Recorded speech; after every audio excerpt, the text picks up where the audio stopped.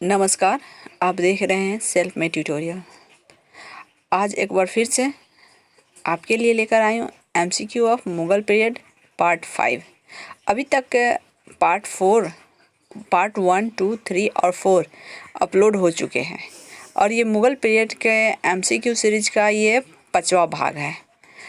तो इसके अंतर्गत आप पढ़ेंगे जहांगीर और उसके आगे के जो शासक जो उनकी जो शासन पीरियड की जो मुख्य बातें हैं और जो आपके एग्ज़ाम में आने वाले भी हैं उनके बारे में हम डिस्कशन करेंगे।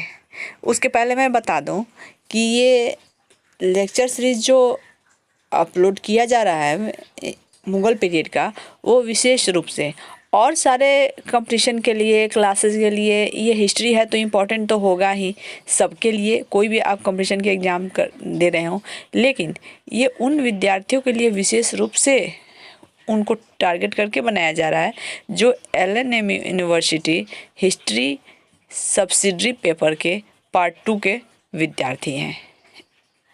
History subsidiary paper part 2 university LNMU के स्टूडेंट को टारगेट करके उनके लिए विशेष रूप से तैयार किया जा रहा है। तो आप इस वीडियो को देखना ना भूलें और आगे भी मैं इसके सीरीज़ को लेकर जाऊंगी जब तक कि आपका पूरा सिलेबस के अनुसार इसको कराया जा रहा है, जब तक आपका सिलेबस कंप्लीट ना हो जाए। और मैं कोशिश करूंगी कि जल्द से जल्द मैं सिलेबस कंप्लीट करूं।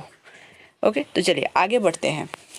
जैसे कि यहाँ पर दिया हुआ है क्वेश्चन नंबर 1, जहांगीर के दरबार में पक्षियों का सबसे बड़ा चित्रकार कौन था?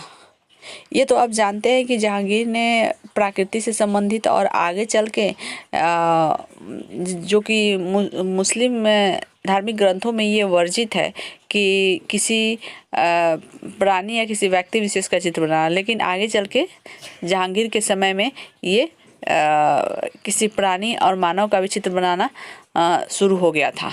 लेकिन प्रकृति के भी वो प्रेमी थे, पशु पक्षी पेड़ पौधे के चित्र भी उनके समय में बृहद पैमाने पे बनाए जाते थे, चित्रकारी इस तरह से की जाती थी। तो जो पहला क्वेश्चन है वो है जहांगीर के दरबार में पक्षियों का सबसे बड़ा चित्रकार कौन था? पक्षी विशेष के चित्रकार वो था मंसूर। निम्न में से किसने मुगल काल में ऐतिहासिक विवरण लिखा? मुगल काल में ऐतिहासिक विवरण यानी कि जो इतिहास लिखा गया, जैसे कि गुलबदन बेगम ने हुमायूंनामा लिखा और हुमायूंनामा में बाबर से लेकर अकबर के शासनकाल के कुछ समय तक का भी टोटल इतिहास लिखा गया है और जो सच्ची घटनाओं या ये कहे कि यथार्थ के काफ़ी नज़दीक है। ओके, तो हो जाएगा आंसर गुलबदन बेगम। गुलबदन बेगम कौन थी ये तो आप जानते ही हैं। गुलबदन बेगम ये अकबर की बुआ थी और बाबर की पुत्री थी। क्वेश्चन नंबर 3, अकबर द्वारा अपनाई गई सुलह-ए-कुल का मतलब क्या होता है? सार्वभौम शांति तथा भाईचारा की अवधारणा निम्नलिखित में से किस पर आधारित थी? तो धार्मिक सहनशीलता पर आधारित थी। चलिए आगे बढ़ते हैं, देखते हैं क्वेश्चन नंबर 4। क्वेश्चन नंबर 4 है कि प्रसिद्ध संगीतज्ञ तानसेन का मकबरा कहाँ स्थित है? तो ग्वालियर में। ग्वालियर कहाँ स्थित है? तो ये मध्य प्रदेश में स्थित है। क्वेश्चन नंबर 5, गुलबदन बेगम किसकी पुत्री थी? तो गुलबदन बेगम बाबर की पुत्री थी और हुमायूं की बहन थी, अकबर की बुआ थी। प्रशासन में जिले को किस नाम से जाना जाता था? क्वेश्चन नंबर 6, प्रशासन में जिले को किस नाम से जाना जाता था? तो सरकार के नाम से जाना जाता था। किस सिख गुरु की मृत्यु के लिए औरंगजेब जिम्मेदार था? गुरु तेग बहादुर की मृत्यु के लिए औरंगजेब जिम्मेवार था।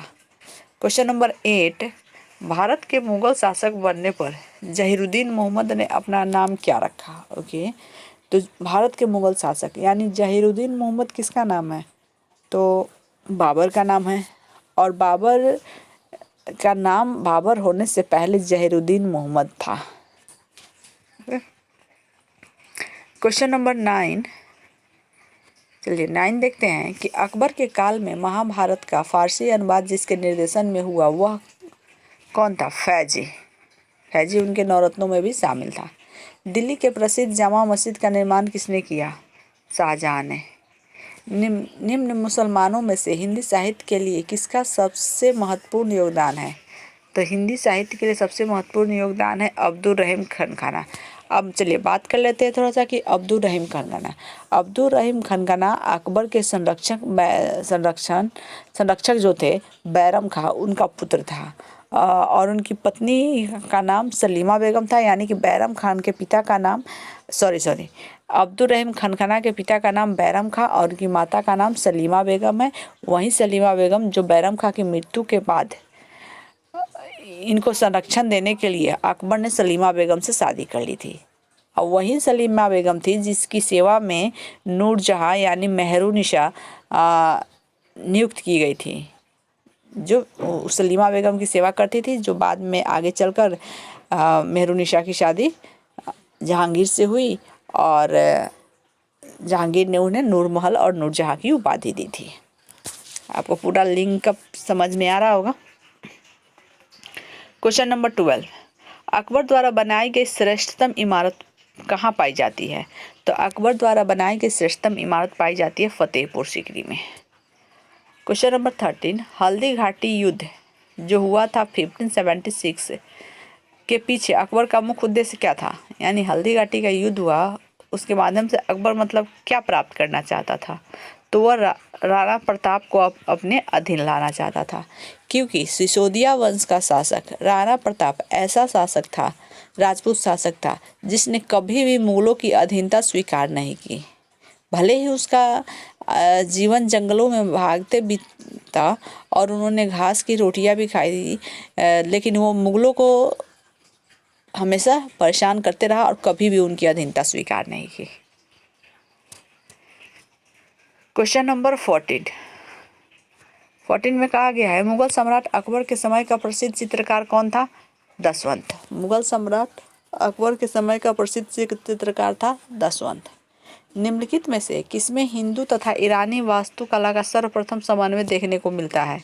तो शेरशाह के मकबरे में। शेरशाह के मकबरे में हिंदू और ईरानी वास्तुकला का सर्वप्रथम समन्वय देखने को मिलता है। शेरशाह के बचपन का क्या नाम था? शेरशाह के बचपन का नाम था फरीद खां। शेरशाह को उसके पिता हसन खां ने एक जागीर के प्रबंधक के रूप में नियुक्त किया था। वह जागीर थी कौन? सासाराम। सासाराम कहाँ स्थित है? बिहार में स्थित है। चलिए आगे देखते हैं। क्वेश्चन नंबर 18, दक्षिण बिहार के उस शासक का क्या नाम था जिसने फरीद खां को शेर खां की उपाधि दी थी? अपना वकील, प्रतिनिधि या उप प्रशासक और अपने पुत्र का अतालिक नियुक्त किया था। ओके, यानी दक्षिण बिहार के उस शासक का नाम क्या था? क्योंकि शेर खां को उसकी योग्यता के कारण दक्षिण बिहार के शासक ने अपने यहाँ नौकरी दी। फिर उसने एक बार शेर की हत्या कर दी एक ही बार में, तो उसका नाम तो शेरशाह का पहला नाम फरीद खां था, तो उसके बाद उन्होंने शेर खां की उपाधि दी। जब उस शासक की मृत्यु हो जाती है तो वो उस शासक के दरबार में ऊंचे पदों पर तो नियुक्त था ही शेरशाह, लेकिन उसके मृत्यु के बाद उसके पुत्र का भी संरक्षक नियुक्त किया गया था। तो बताइए दक्षिण के बिहार के उस शासक का नाम क्या था? तो दक्षिण बिहार के उस शासक का नाम था बहार खान लोहानी। लोहानी भी कहीं कहीं लिखता है और कहीं कहीं किसी बुक में लोहानी भी आपको मिलता है, इसलिए आप इस नाम को पढ़ के कंफ्यूज ना हो। क्वेश्चन नंबर 19, दक्षिण बिहार का वास्तविक शासक बनकर शेरशाह ने उपाधि धारण की। दक्षिण बिहार का वास्तविक शासक बनकर शेरशाह ने कौन सी उपाधि धारण की? हजरत आला की उपाधि धारण की। क्वेश्चन नंबर 20, हुमायूं और शेर खां के मध्य लड़े गए युद्धों में कौन सा युद्ध निर्णायक था, जिसमें विजय के उपरांत शेर खां ने शेरशाह आलम उल आदिल की उपाधि धारण की थी? तो वो था चौसा का युद्ध। चलिए क्वेश्चन नंबर 21 में कहा गया है कि किस युद्ध को जीतने के बाद शेरशाह ने दिल्ली में द्वितीय अफगान राज्य की स्थापना की? द्वितीय अफगान राज्य की स्थापना दिल्ली में किस युद्ध के जीतने के बाद? कनौज या विलग्राम का युद्ध, जो 1540 में लड़ा गया था हुमायूं और शेरशाह के बीच में। इसमें हुमायूं ने शेरशाह ने हुमायूं को पराजित करके दिल्ली में अफगान राज्य की स्थापना की थी। क्वेश्चन नंबर 20, भारत के इतिहास के संदर्भ में अब्दुल हमीद लाहौरी कौन था? आप अब्दुल हमीद लाहौरी के नाम से तो परिचित होंगे। आपको एक बात बता दूं कि अब्दुल हमीद लाहौरी पटना का रहने वाला था और विशेष रूप से शाहजहां ने इतिहास लिखने के लिए, उन्होंने सुन रखा था कि ये बहुत अच्छे इतिहासकार हैं और अच्छे इतिहास लिखते हैं, तो उन्होंने इतिहास लिखने के लिए अब्दुल हमीद लाहौरी को पटना से दिल्ली बुलाया था। तो कौन था? तो शाहजहां के शासन का एक राजकीय इतिहासकार था। क्वेश्चन नंबर 23, धर्मत का युद्ध निम्न में से किनके बीच लड़ा गया? तो धर्मत का युद्ध औरंगजेब और दारा सिकोह के बीच लड़ा गया। क्वेश्चन नंबर 24, मुगल काल में निम्नलिखित बंदरगाहों में से किसको बाबुल मक्का द्वार कहा जाता है? मुगल काल में निम्नलिखित बंदरगाहों में से यानी किस बंदरगाह को बाबुल मक्का यानी मक्का जाने का द्वार कहा जाता है, जिस रास्ते से होकर मक्का जाया जाता है? तो सूरत को। ये सूरत कहाँ है? गुजरात में है। ओके, तो ये रहा पार्ट 5। आगे भी मुगल के पूरे चैप्टर कंप्लीट हुए हैं पार्ट 9 तक।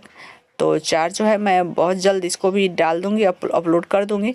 बस आप चैनल को देखते रहे। आपके जो भी साथी है, यदि आप किसी के हाथ में पार्ट 2 के जो विद्यार्थी हैं उनके हाथ में जाता है तो अपने दोस्तों के बीच ज़्यादा से ज़्यादा शेयर करें ताकि उनको भी इस वीडियो के माध्यम से लाभ प्राप्त हो। ओके, इस तरह से आप चैनल पर बने रहे। आपको वीडियो अच्छा लग रहा हो तो वीडियो को लाइक का बटन दबाना ना भूलें और चैनल को सब्सक्राइब कर लें। हम फिर मिलते हैं एक नए वीडियो के साथ। धन्यवाद।